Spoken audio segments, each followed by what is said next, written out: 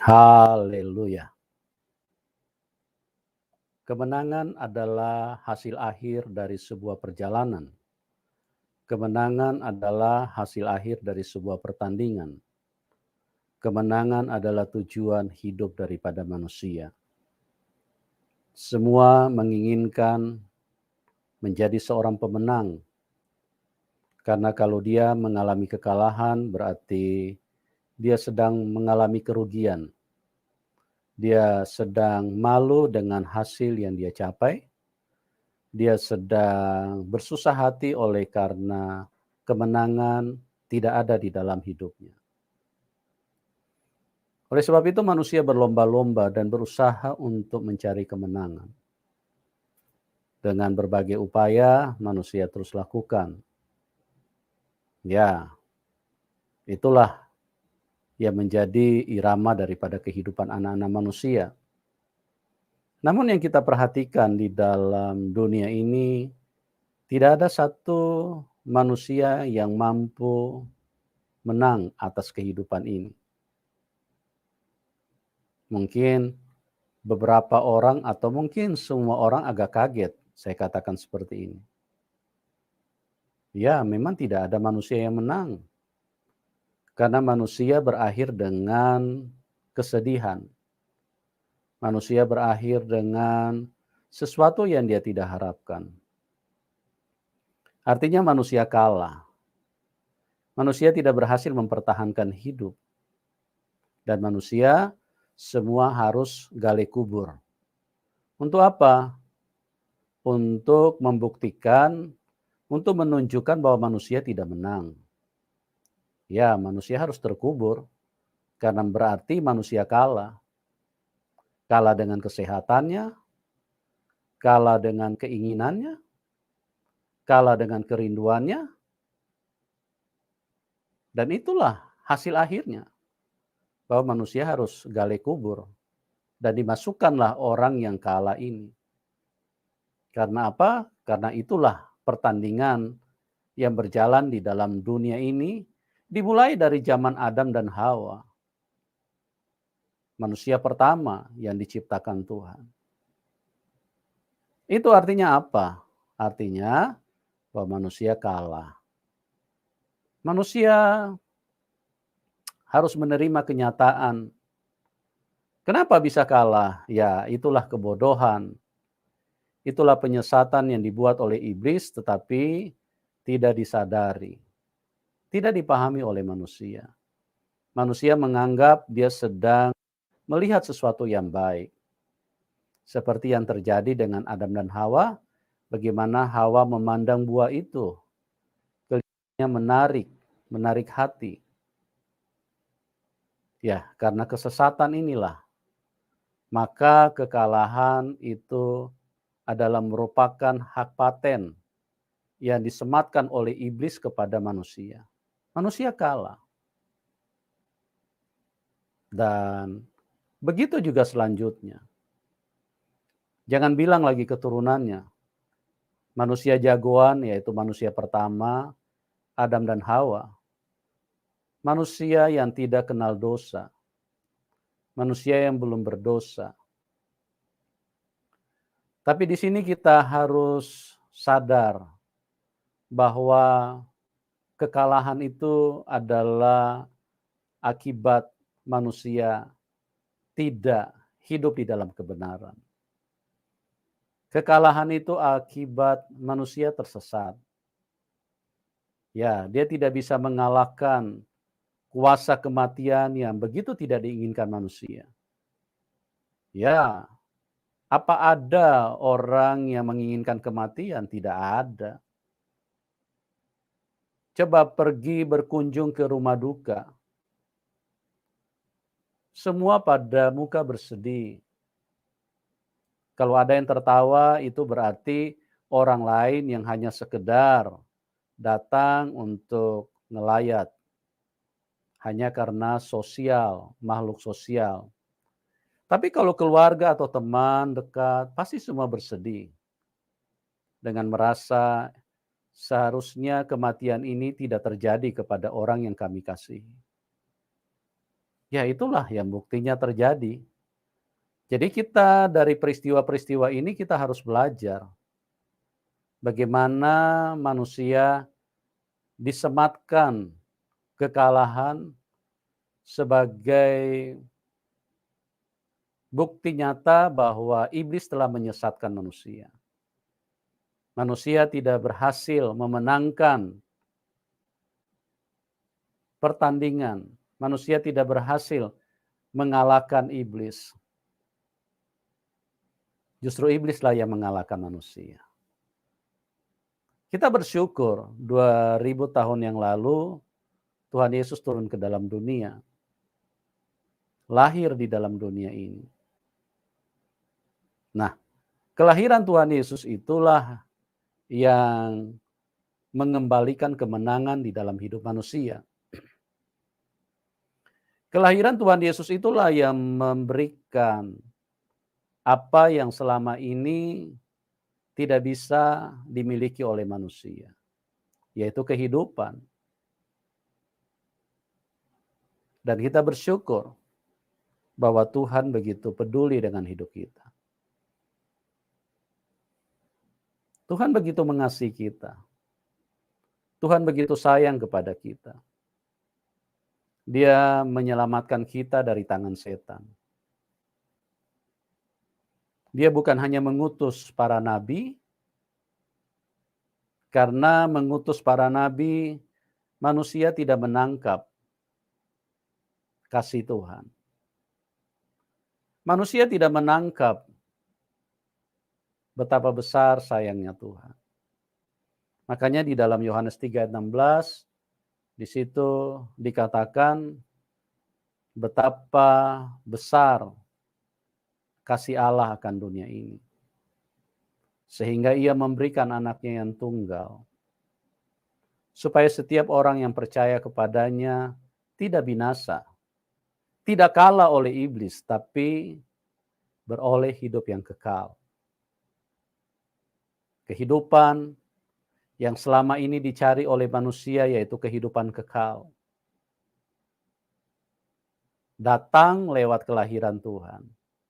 Datang lewat Natal yang sedang kita peringati di bulan-bulan seperti ini. Seluruh dunia bersukacita akibat oleh karena kebaikan Tuhan. Tuhan turun ke dalam dunia. Siapa orang besar, siapa manusia yang tidak pernah berbuat dosa? Tidak ada. Makanya tidak ada manusia yang bisa keluar dari kuburan. Itu menunjukkan bahwa tidak ada manusia yang menang berhadapan dengan dosa. Terbukti bahwa semua manusia berdosa, semua manusia najis. Semua manusia terkunci di dalam alam kematian. Daud sama. Abraham sama. Semua orang besar, Anda sebutkan siapa saja, semua mati. Dan tidak bangkit-bangkit. Apalagi yang nabi palsu. Ya. Karena itu menunjukkan bahwa manusia kalah. Dan kita bersyukur bahwa Tuhan Yesus lahir di dunia untuk memberikan kemenangan. Sumber kemenangan. Itu bukan hasil usaha kita, tapi itu pemberian Tuhan. Karena begitu besar kasih Allah akan dunia ini sehingga ia memberikan, mengaruniakan anaknya yang tunggal. Supaya setiap orang yang percaya kepadanya tidak binasa. Ini karunia, bukan hasil usahamu. Bukan perbuatanmu, bukan amalmu. Jangan mau dibodohin sama setan. Tidak ada manusia yang mampu keluar dari kuburan. Dan itu adalah bukti mutlak bahwa manusia kalah total dengan setan. Bagaimana tidak? Manusia sejak dari kecil sudah pandai berbohong. Ya, itulah menunjukkan bahwa tidak ada manusia yang bisa hidup benar. Oleh karena kelahiran Tuhan, maka kita dibawa kepada segala kemenangan.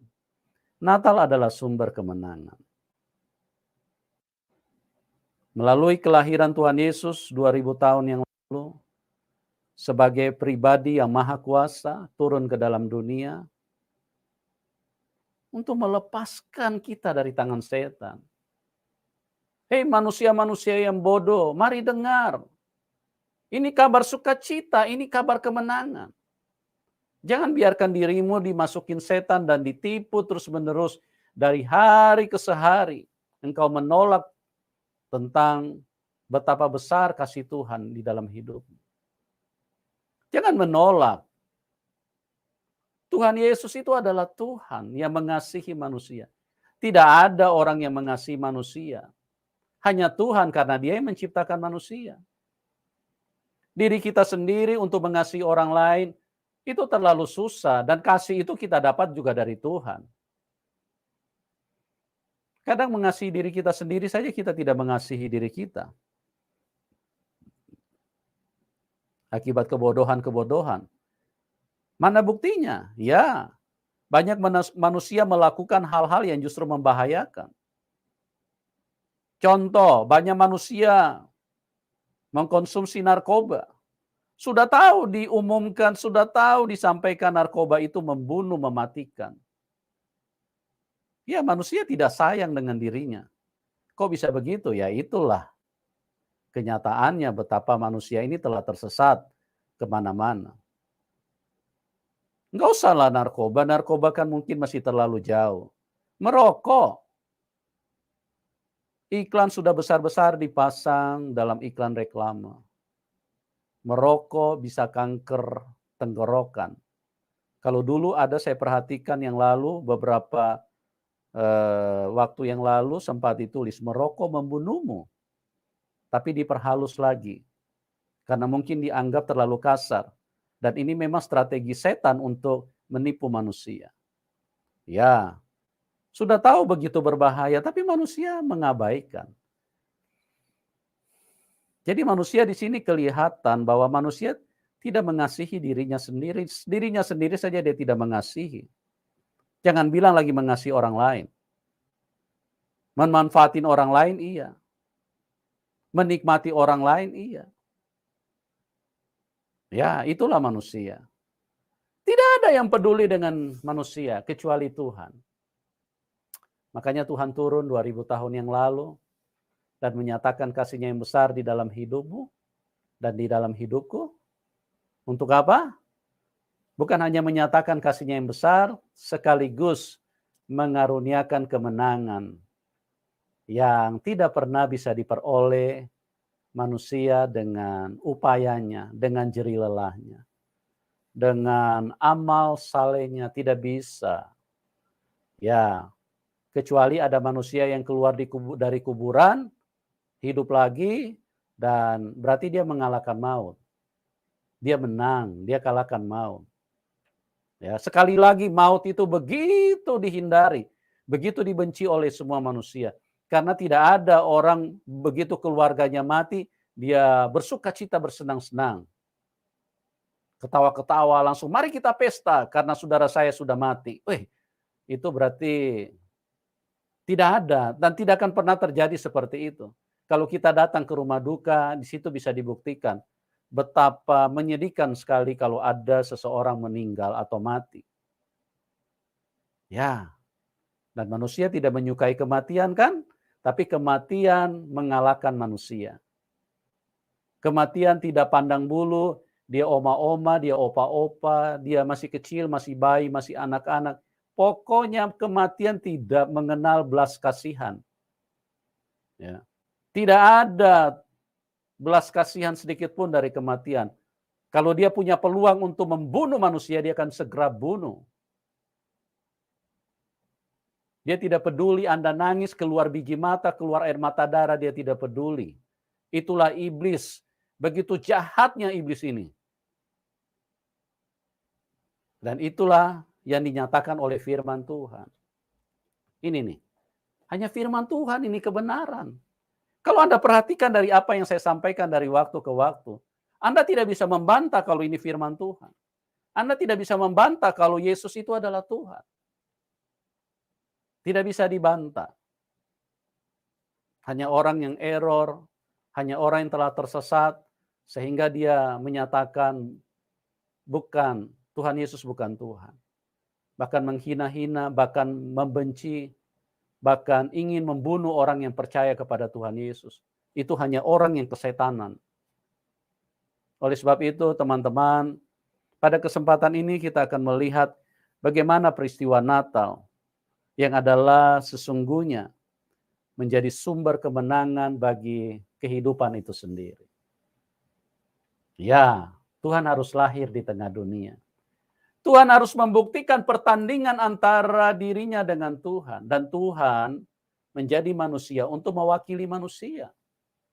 Supaya kemenangan itu dimiliki oleh manusia, kemenangan itu dikaruniakan untuk manusia.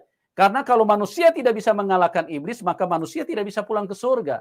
Manusia ada di dalam alam maut dan disiksa oleh iblis di situ. Itu belum neraka, teman-teman. Itu baru alam maut. Neraka nanti. Jadi ada dua tempat penyiksaan. Alam maut itu adalah tempat penyiksaan yang dibangun oleh iblis. Ini saya beritahu karena begitu banyak orang yang tidak mengerti. Orang pikir alam maut dan neraka itu sama. Enggak. Alam maut itu tempat penyiksaan yang dibangun oleh iblis. Makanya maut telah merenggutnya. Itu bahasa yang sering kita dengarkan. Tapi neraka itu adalah tempat penyiksaan yang dibangun oleh Tuhan. Dan sekali lagi, neraka tidak dibangun untuk manusia. Neraka disiapkan untuk setan. Karena terlalu jahat ini setan. Tapi manusia yang mengikuti iblis, Anda akan mendapatkan paket yang sama karena Anda tidak menghargai kebaikan Tuhan. Ya, Anda hidup dengan memilih kenajisan, maka Anda akan pergi. Bukan Tuhan tidak sayang hidupmu. Tapi itu pilihanmu. Dan Anda akan pergi ke neraka bersama-sama dengan iblis, dan neraka itu disediakan untuk iblis. Bukan untuk manusia. Sampai di sini saja begitu banyak orang Kristen, orang yang percaya Tuhan tidak mengerti. Marilah bertumbuh di dalam Tuhan menjadi cerdas, menjadi bijak, menjadi pandai tentang kerajaan Allah, menjadi pandai tentang kehidupan roh, bukan pandai untuk kehidupan duniawi. Karena kehidupan duniawi isinya cuma mobil baru, baju baru, ya, cuman internet yang sudah diperbaharui, dari sehari berkembang begitu cepat, handphone baru, apalagi istri baru, apalagi ya begitu-begitu aja dunia ini. Jadi cerdaslah, pelajarilah tentang kehidupan kekal, tentang roh. Makanya Tuhan Yesus perlu hadir di dalam hidupmu. Dan kita bersyukur bahwa Tuhan Yesus lahir 2000 tahun yang lalu, turun ke dalam dunia, dan itu adalah sumber kemenangan. Makanya sudah sepantasnya kita semua umat manusia bersuka cita yang tidak ada taranya. Digaungkan di seluruh dunia. Karena kekalahan yang disematkan oleh iblis di dalam kehidupan manusia telah dibatalkan oleh Tuhan. Ada satu manusia yang pernah keluar dari kuburan, yaitu Tuhan Yesus.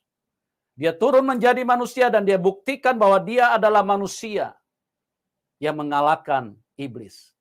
Dia adalah Tuhan yang menjadi manusia, mewakili kehidupan kita semua. Karena kalau manusia tidak ditebus, manusia ada di dalam cengkraman setan, manusia tidak bisa pulang ke surga. Begitu teman-teman. Ya, kita harus mengerti bagaimana luar biasanya kelahiran Tuhan. Tuhan lahir di tengah-tengah dunia ini untuk apa? Untuk menyelamatkan kita. Ini biar anak SD, anak TK pun kalau memperhatikan apa yang saya sampaikan ini, maka akan disadarkan, akan menjadi terang, akan menjadi jelas apa semua yang tertutup selama ini. Karena Roh Kudus itu adalah guru, dia membukakan semua rahasia kebenaran itu. Jadi kita lihat bagaimana Tuhan Yesus yang adalah sumber kemenangan. Dia hadir, dia memberikan kemenangan. Manusia tidak lagi perlu kalah. Jadi manusia kalau dia mati, dia hanya pindah tempat. Dia tidak ada di dalam alam maut. Dia tidak dicengkram oleh iblis. Tapi dia pindah tempat saja. Karena tubuh jasmani ini adalah tubuh yang lemah, tubuh berdosa. Karena keinginan duniawi ini terlalu liar, ya. Keinginan duniawi itu apa? Keinginan daging. Ini terlalu liar. Yang diinginkan selalu di dalam hidupnya adalah bagaimana hal-hal dagingnya bisa terpenuhi. Bagaimana istrinya bisa lebih dari 1, 2, 3, 4, masih tidak cukup. Ya, itu saja yang diingini oleh manusia-manusia duniawi. Tubuh jasmani itu. Padahal manusia diperbodohi oleh setan. Manusia tidak sadar bahwa tubuh jasmani itu sangat lemah. Satu virus saja yang dimasukkan setan di dalam hidupmu, manusia sudah mati. Manusia sudah kelepar-kelepar, harus cepat gali tanah itu. Nah, kalau Anda tidak hidup kembali kepada Tuhan, Anda tidak hidup di dalam keselamatan yang diberikan oleh Tuhan, Anda sok jagoan dan merasa kita tidak perlu juru selamat. Kita hanya perlu berdoa saja langsung kepada Tuhan. Tidak bisa. Bagaimana Anda bisa berdoa Anda kehidupan najis? Makanya berdoa itu harus di dalam nama Tuhan Yesus. Tidak bisa hanya berdoa langsung memanggil nama Tuhan. Nggak bisa, nggak dikenal. Berdoa itu harus di dalam nama Tuhan Yesus. Satu pribadi yang terbukti telah mengalahkan dunia ini. Telah mengalahkan iblis. Ya, kita lihat dulu firman Tuhan yang tertulis di dalam Matius 1, kita akan baca mulai ayat 18 sampai dengan ayat 25. Kelahiran Tuhan Yesus Kristus adalah seperti berikut. Pada waktu Maria, ibunya, bertunangan dengan Yusuf, ternyata ia mengandung dari Roh Kudus sebelum mereka hidup sebagai suami istri. Ya, ini mengandung dari Roh Kudus. Ya, teman-teman yang logika mampet, saya jelaskan sedikit. Tuhan Yesus itu bukan seperti manusia lain, hasil persetubuhan antara papa dan mama, antara laki-laki dan perempuan, bukan. Dia lahir dari Roh Kudus, ya. Jadi Roh Tuhan itu masuk ke dalam rahim Maria dan jadilah, itulah Tuhan yang turun menjadi manusia, gitu. Jangan lagi berpikir otak logika mampet. Masa manusia jadi Tuhan? Bukan manusia jadi Tuhan, Tuhan yang jadi manusia. Tuhan bisa jadi segala-galanya, dia bisa melakukan apa saja. Kalau manusia yang jadi Tuhan nggak bisa.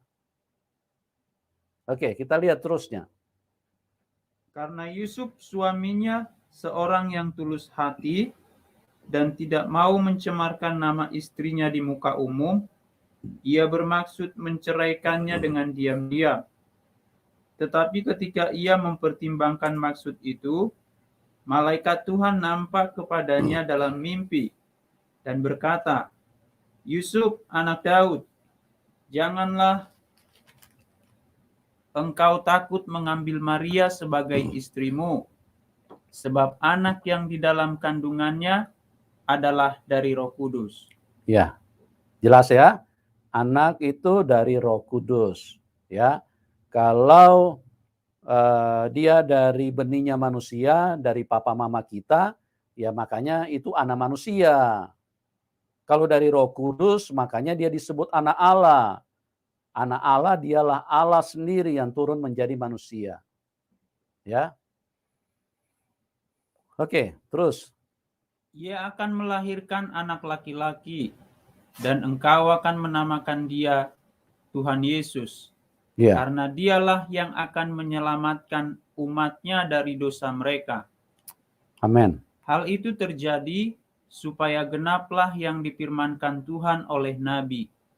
Sesungguhnya anak darah itu akan mengandung dan melahirkan seorang anak laki-laki, dan mereka akan menamakan dia Immanuel, yang berarti Allah menyertai kita. Iya, dinamakan Immanuel. Apa artinya Immanuel? Allah menyertai kita. Jadi Tuhan bersama dengan kita. Nah, kalau Tuhan bersama dengan kita, siapa yang bisa mengalahkan kita? Lalu, siapa yang bisa mengalahkan kita? Setan mana? Nenek moyangnya setan pun dipanggil, tidak ada yang bisa mengalahkan kita. Karena Tuhan menyertai kita. Dia Immanuel. Jadi dengan kelahiran Tuhan 2000 tahun yang lalu, artinya kita manusia tidak hidup sendiri lagi. Tuhan berserta dengan manusia. Tuhan Immanuel, dan dia selama-lamanya setia. Ya, manusia saja yang tidak setia, berubah-berubah. Sudah dibersihin dari kenajisan, nanti sebentar-sebentar sudah jadi seperti babi lagi. Ya, kembali lagi ke kubangan, pegang kotor lagi, pegang kenajisan lagi. Ini adalah orang yang menghina kelahiran Tuhan. Bagaimana orang tidak menghargai? Jangan Anda berpikir kalau orang Kristen saja tidak menghargai Tuhan Yesus. Bukan. Orang Kristen pun, kalau engkau hidup sedikit-sedikit seperti babi, maaf ya. Ini bahasa perumpamaan, bahasa kiasan. Karena babi itu senang dengan kubangan. Biar dikasih parfum dari Paris, sebentar lagi dia sudah terjun di dalam kubangan, di dalam got. Memang begitulah tabiatnya babi. Ya. Jadi janganlah hidup seperti itu, karena kalau manusia, sekalipun Anda sudah percaya Tuhan, kalau Anda mau dinyatakan bagaimana caranya hidupmu tidak menghargai kelahiran Tuhan, tidak menghargai pengorbanan Tuhan, begitu besar kasih Tuhan, sehingga dia tinggalkan tahtanya, dia kosongkan kealahannya, dia datang supaya memberikan kemenangan. Apa yang tidak bisa kita capai dengan usaha kita. Kemenangan tidak bisa kita capai hanya dengan pendidikan kita. Kemenangan tidak bisa kita capai dengan semua uang walaupun tidak berseri. Tidak bisa kita capai. Karena banyak orang kaya, jangankan mati tua, mati usia muda. Karena apa? Karena uang tidak bisa bikin kemenangan.